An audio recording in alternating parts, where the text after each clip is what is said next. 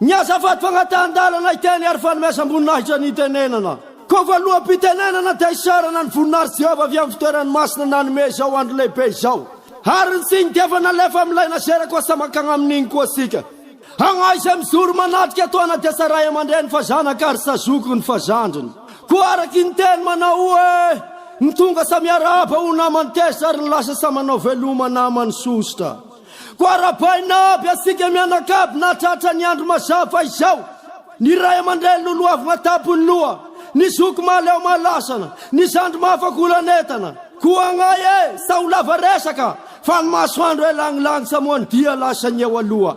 Fa gnaiza tonga teiteran'Andriamanitra ndrenanahary de Jehova. Ko ataonay tonodonaka afy nagnala kely, ko tonga dia agny amin'ny vongana. Ko araky zao tandrovina hoe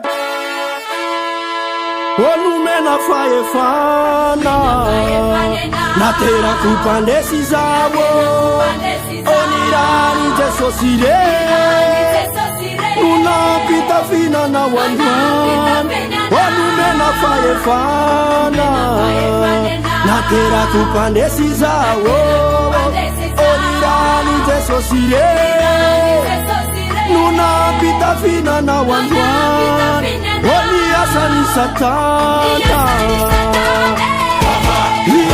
niasani debule nareti nareta teso fangerni teso sebo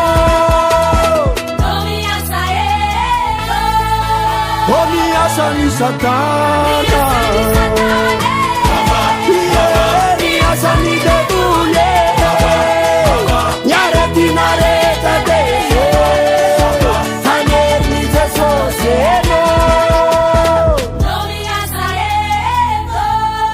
onumena fahefana efanga kapisuruno sifirenena masine sapire fapande sisikerete onumena fahefana efanga kapisuruno